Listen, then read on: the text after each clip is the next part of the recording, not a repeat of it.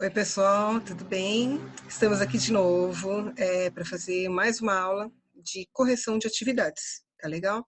Então, essa é a aula para o 9º ano, conteúdo de língua portuguesa, aula número 5, referente a correções da aula número 2. Tudo bem? Então, vamos localizar aqui o nosso conteúdo aqui no PowerPoint.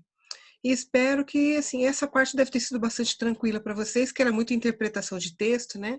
Imagino que foi muito facinho de fazer. Se alguém teve dificuldade, gente, vamos lá. É só comunicar. Entre comigo, manda uma mensagem para mim, e aí a gente vê. Tá legal? Então vamos lá.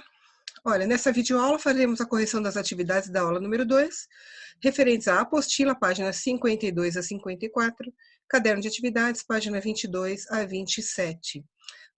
Gente, se tiver ficado algum conteúdo pendente, isso entra na próxima aula, tá bom? Algum exercício, alguma atividade que ainda não foi feita a correção, a gente faz posteriormente. Fiquem tranquilinhos, deixa eu levantar minha carinha aqui. Tudo bem? Vamos lá. Então, começamos com a apostila da página 52, tá bom? A gente está falando, o assunto aqui é notícia polêmica das biografias não autorizadas, tá? E aí a gente falou sobre isso na aula número 2, explicando o que era Constituição, Código Civil, quais as opiniões polêmicas a respeito disso, etc. Com certeza vocês devem se recordar. Então vamos aqui. Corrigindo, da página 52, responda as seguintes questões. Essas 3 questõezinhas aqui, pessoal, são de cunho pessoal, tá? Mas vamos lá, o que torna um assunto polêmico? Gente, qualquer assunto.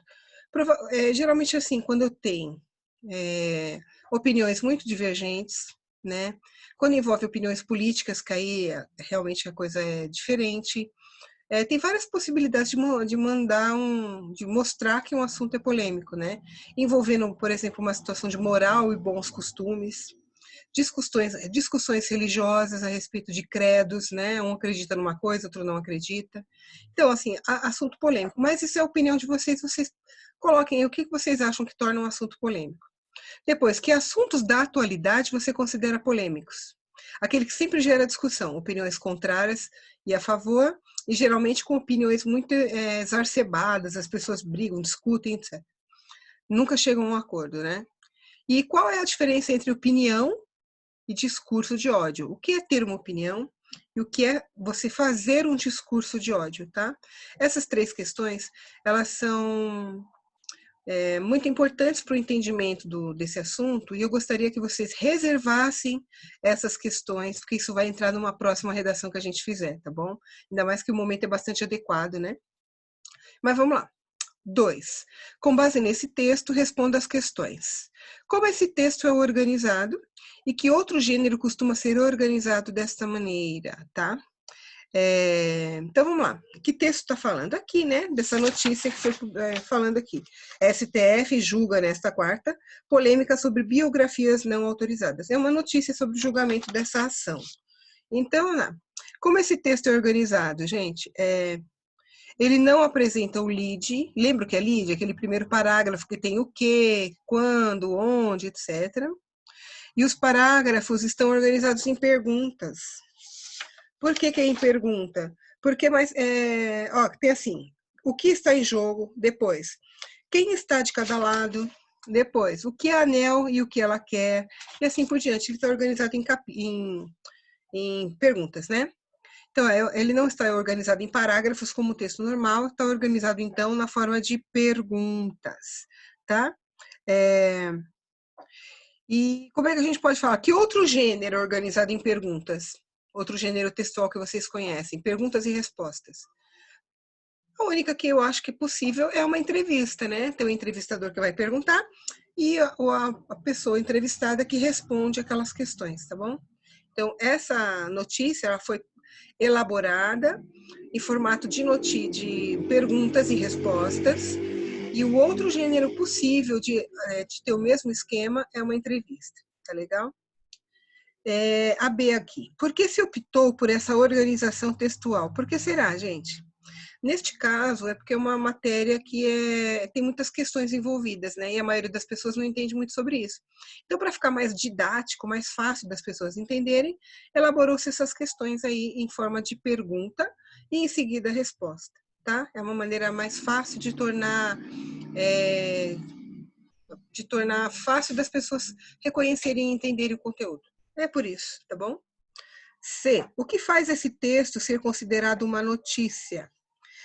Na verdade, ele está informando o leitor sobre um fato que está acontecendo, né? Isso é típico de notícia, tudo bem? E aí, nessa notícia, o que eles colocam? Coloca a data, o que está acontecendo, a data em que vai acontecer e o que está envolvido ali. Então, por isso que ele pode ser considerado uma notícia, tá? E tem o que, onde, tal, mas de uma outra maneira. Tudo bem?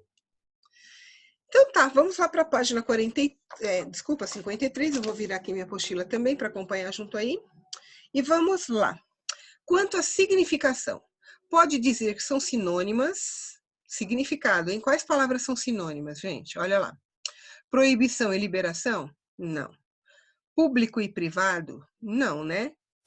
Prévio e antecipado? Sim, então assinala essa. D, proibir e vetar é a mesma coisa, tá? Então você pode assinalar. E, privacidade e intimidade é a mesma coisa, então assinala. E F, monopólio e posse. Sim, também, tá? Então você tinha que assinalar as palavras que eram sinônimas. 5, escreva o significado das palavras destacadas nas expressões a seguir. Ação improcedente. O que é improcedente?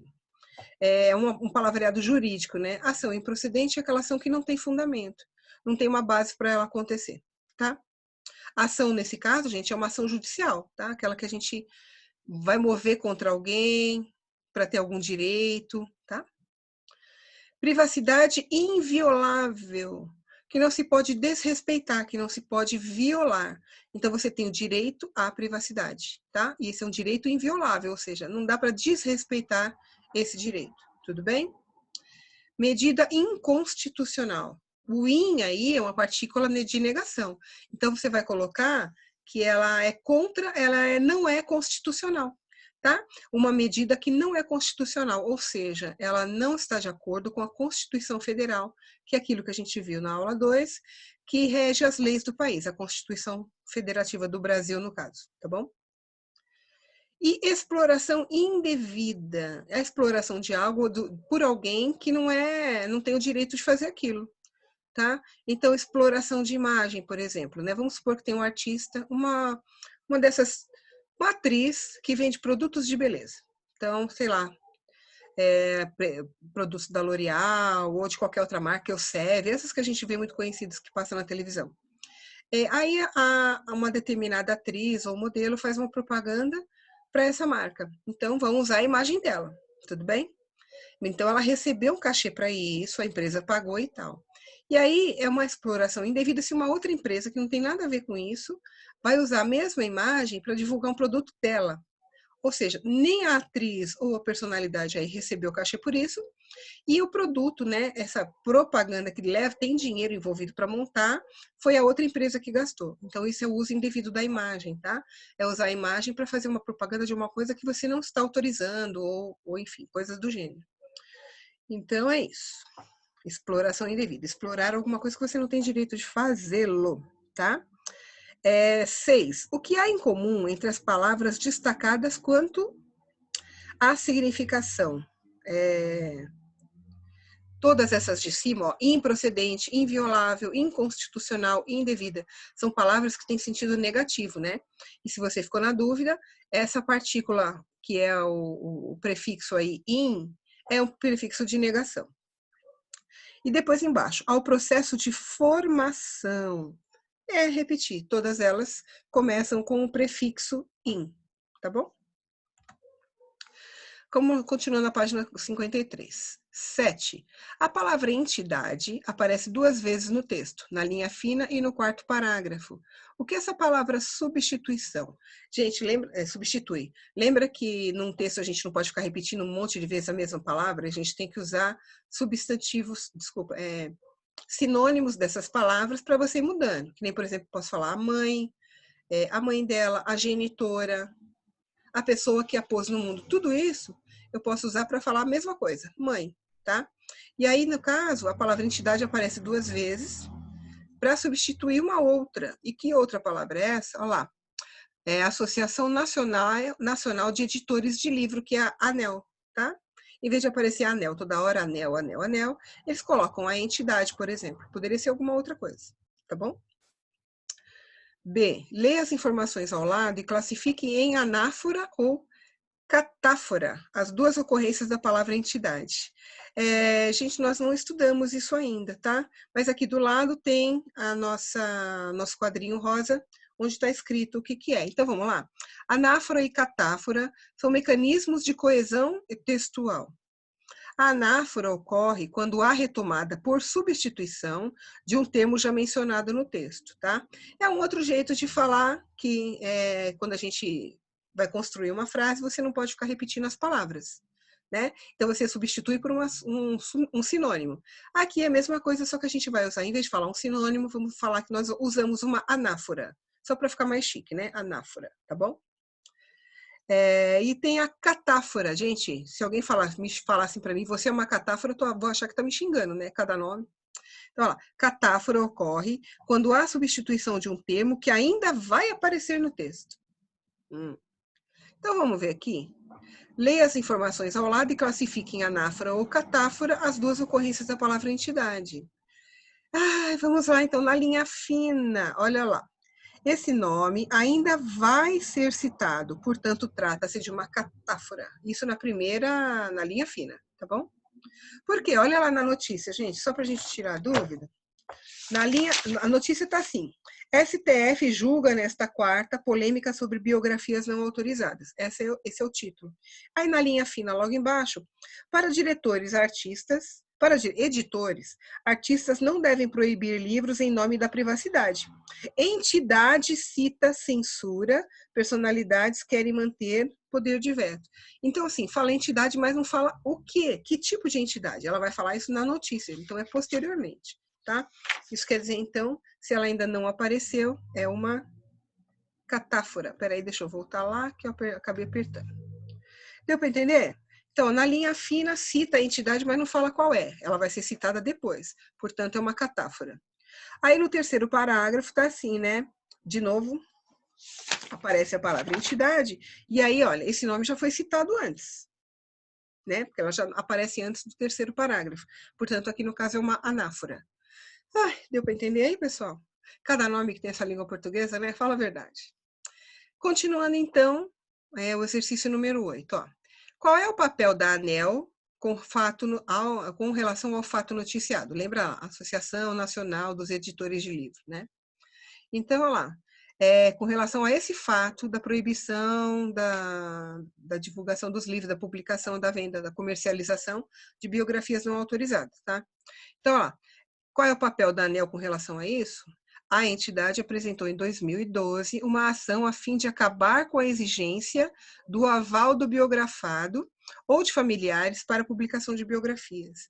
Ela está agindo em defesa do interesse dos editores de livros que têm interesse em publicar essas biografias. Só que para isso, esbarra na questão dos familiares ou da própria pessoa não autorizar. E aí o que ele está falando, ó, apresentou uma ação a fim de acabar com a exigência de que a biografia tem que ser autorizada. É isso que eu estou dizendo, tá bom? E a de baixo, quanto tempo essa ação ficou tramitando, ou seja, vai lá, fica lá rodando, vai para um juiz, volta, vai para o juiz e volta. Isso é, seguindo os procedimentos ou atos legais e obrigatórios até ser julgado pelo STF. Olha só, o julgamento foi somente em 2015.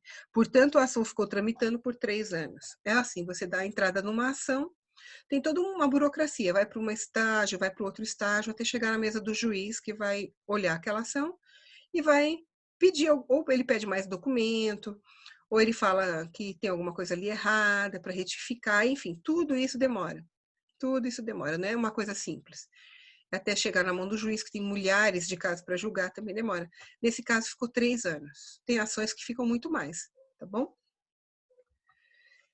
Bom, página 54, então. Em O que está em jogo, é possível identificar a situação a ser avaliada sobre as biografias não autorizadas. Sublinhe no texto o trecho que confirma essa afirmação. Então, vamos lá. 10. Então, no 9, né? Peraí. Vamos ver se a gente acha aqui. É aqui, gente, olha. Volta lá no comecinho, ó. É possível identificar a situação a ser avaliada sobre biografias não autorizadas. Lá no comecinho. Então, aqui, depois de quando começa Cauê Muraro, né? Do G1 em São Paulo, é a segunda linha lá no finzinho, ó. O STF vai avaliar se as figuras públicas continuarão com o poder de vetar a publicação de obras que exponham aspectos de sua vida privada. É isso tudo que você vai grifar. Então, é a segunda linha da notícia, lá no finzinho começa em o STF, e aí vai até o ponto ali. Tudo bem? Essa é a 9, então. A 10, pessoal. A principal polêmica é o fato de dois grupos distintos se oporem usando argumentos legais diferentes, ou seja, os dois têm respaldo legal. Resta saber qual que é o mais forte, aí que está a discussão, por isso que é uma polêmica danada. Quais são esses grupos e o que cada um deles defende? Então, primeiro, artistas e personalidades, que é sobre eles que as pessoas escrevem, defendem que eles têm o direito à privacidade, tá? Do outro lado, os biógrafos, os autores, né, que defendem a liberdade de expressão.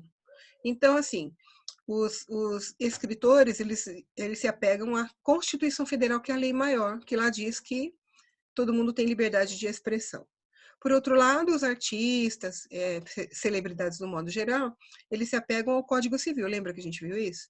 Que ele foi feito depois da Constituição Federal, que é a lei maior, e lá tem, sim, 2 artigos que preservam a intimidade da figura pública.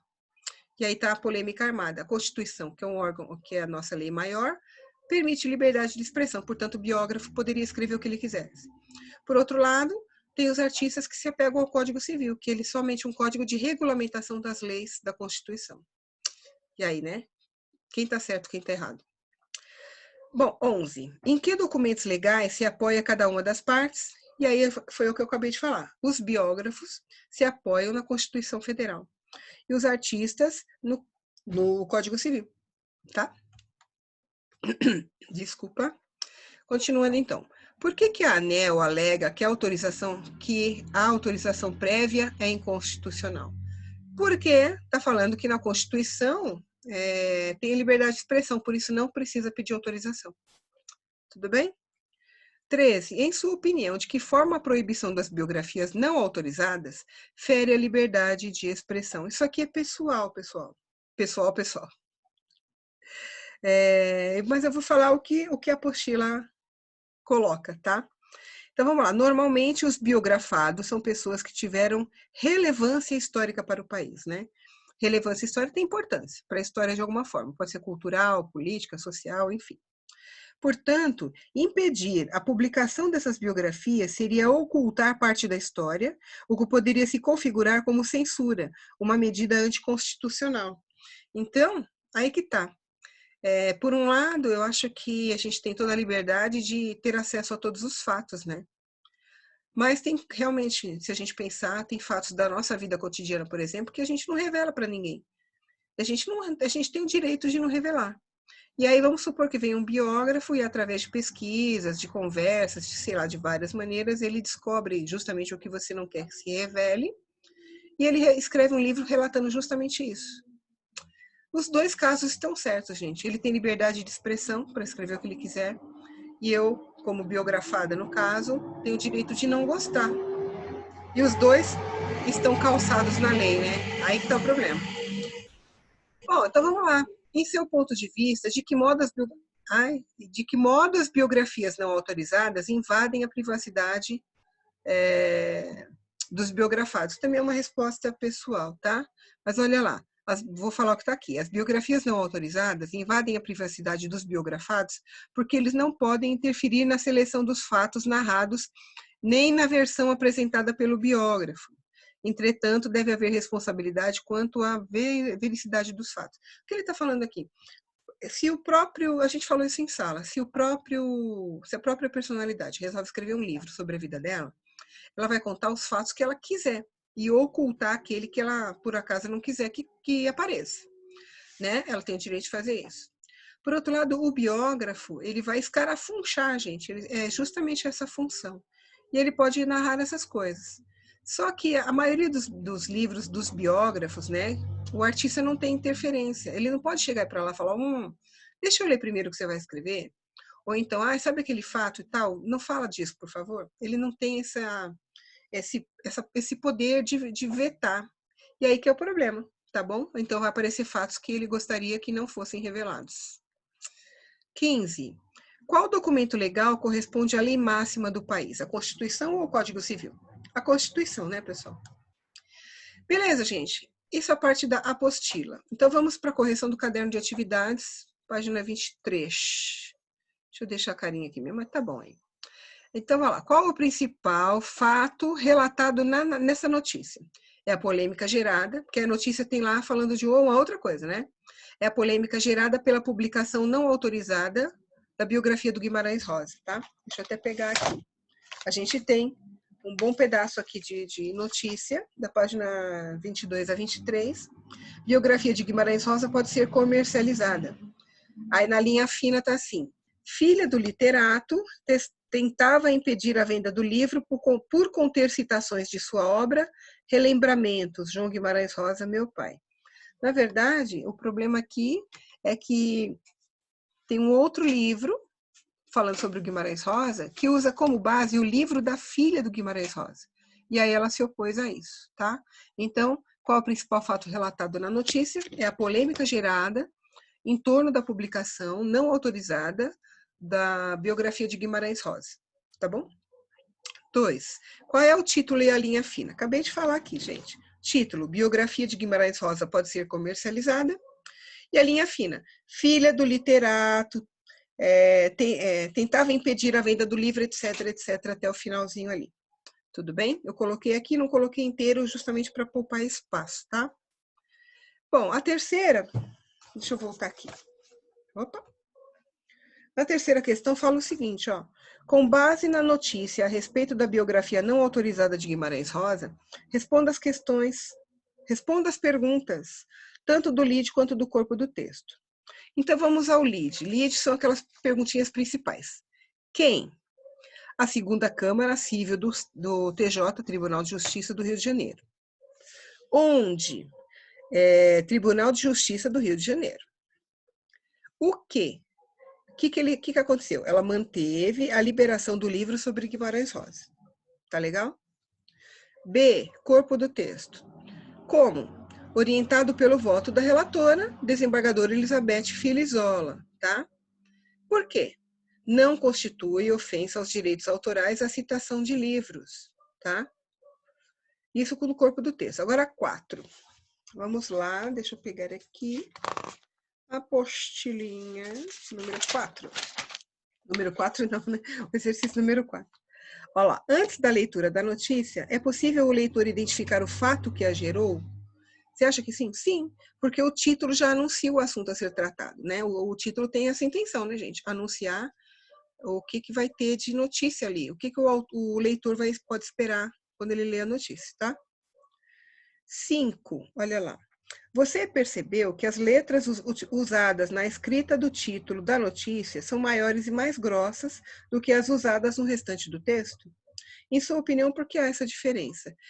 Sim, elas têm uma diferença assim, de tamanho e o título sempre vai ser maior porque ela tem que ter um destaque e chamar a atenção do leitor, tá? Então, a letra mais grossa e as letras mais grossas e grandes chamam mais a atenção do leitor, tá? Vamos continuar. Exercício número 6, que aí já está na página 25, tá? O fato gerador dessa notícia pode ter originado outras reportagens publicadas por outros veículos de informação? Pode, gente, porque é uma notícia que interessa muita gente, né? Guimarães Rosa era um autor muito conhecido. Em vida, mas agora, depois da morte dele, ele ficou bastante conhecido, né? Internacionalmente, que os livros dele são incríveis, são maravilhosos. Então é isso, tá? E sim, pode chamar, ela possivelmente foi publicada em outros órgãos, internet, outros jornais e revistas, porque chama a atenção do público, tá bom? É uma notícia de uma pessoa conhecida também, né? E a 7, olha, a divulgação dessa notícia tem interesse em alcançar que público-alvo? Quem tem interesse particularmente nisso? Ué, as pessoas que gostam de literatura, né? No meu caso, por exemplo, eu gosto muito de Guimarães Rosa, nunca li nada sobre a vida dele particular.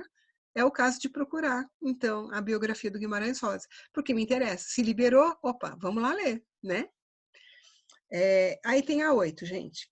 Nas suas leituras e no seu contato anterior com os noticiários, jornais, TV, rádio ou internet, você deve ter percebido algumas características comuns nas notícias. Com base em seu conhecimento e a respeito dessas características, marque a alternativa correta em cada um dos itens a seguir. Vamos lá. Coloquei aí, ó. Em uma notícia, os fatos relatados são reais, né, gente? São notícias. O redator da notícia deve ser imparcial, ele não pode dar a opinião dele. C. Os textos das notícias devem ser curtos e relatar os fatos de forma objetiva. Não pode ser um negócio de 2 páginas, né? Tem que ser um texto objetivo e curto. D de dado, tá? A linguagem utilizada na escrita de uma notícia é formal, gente, sempre, porque é uma leitura de jornal e que vários níveis sociais estão ali retratados. Isso não quer dizer que a gente não tenha publicações populares, que usem gírias, inclusive. Tem algumas, né? Antigamente tinha mais. Tinha um jornal que chamava Notícias Populares, que era um espanto, assim. Era muito engraçado. Eles usavam todo tipo de expressão popular, porque o jornal era mais popular, né? Bom, aí, os fatos relatados nas notícias, olha lá, devem ter importância para a coletividade, seja de uma cidade, de um bairro ou de um setor da sociedade. Gente, tem que interessar para todo mundo. Então, assim, por exemplo, rodízio de veículos começa na segunda-feira. Pandemia mata, sei lá, 11 mil, quase 12 mil pessoas no Brasil. Esse tipo de notícia interessa para todo mundo, né? É isso que está perguntando aqui. Os fatos que são narrados no jornal são fatos que interessam a todos. Por exemplo, se meu cachorro sumiu e eu quero publicar essa notícia no jornal Estado de São Paulo ou a Folha de São Paulo, eles não vão publicar, né? Porque isso não interessa para todo mundo, vai interessar para mim e para as pessoas que moram perto de mim que podem localizar o cachorro, tá? AF, gente, as notícias relatam o quê? Acontecimentos atuais. É para isso que é notícia. Notícia é uma coisa do momento, o que está acontecendo, tá? E é daí que vem a importância do negócio. Vamos então, gente, para a página 26. 9. A 9, gente, ó. Você é a favor ou contra a proibição da biografia de uma pessoa sem sua prévia autorização? Organize no quadro abaixo os argumentos mencionados no texto e outros que revelem seu ponto de vista.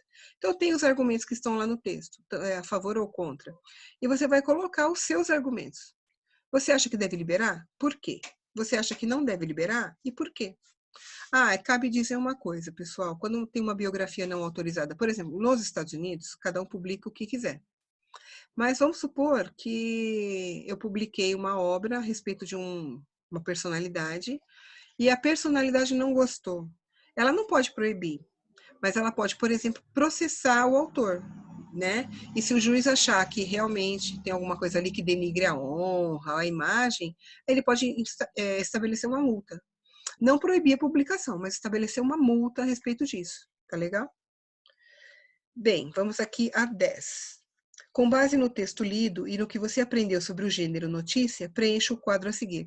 Olha, eu não copiei o quadro, mas eu coloquei aí para vocês um pedacinho do início e é sim ou não. Tá legal? Para ficar mais fácil de vocês entenderem. Então, primeiro, o texto apresenta a opinião de quem o escreveu? Não, porque é uma notícia. A notícia informa um fato com detalhes visando a precisão da informação? Sim, tem que ser preciso. O fato apresentado é atual? Sim. O título é objetivo? Também. Ao ler o título, é possível saber o assunto da notícia? Sim. A forma verbal do título está no tempo passado? Não, gente, não está no tempo passado, porque o tempo que geralmente a gente vê nas notícias é o tempo presente, porque dá a ideia de atualidade, tá? A imagem representa uma informação contida no texto? Sim. Bem, aí embaixo tem uma pirâmide, que aí era vocês tinham que ver, né? Tá, para a escrita da notícia, uma sequência em que as informações são apresentadas. Por exemplo, no primeiro parágrafo são apresentadas as informações mais relevantes sobre o tema e em seguida as explicações mais detalhadas. Essa técnica se chama pirâmide invertida. O desenho abaixo ilustra essa estrutura. Então tá lá, título e subtítulo no auge da pirâmide, né?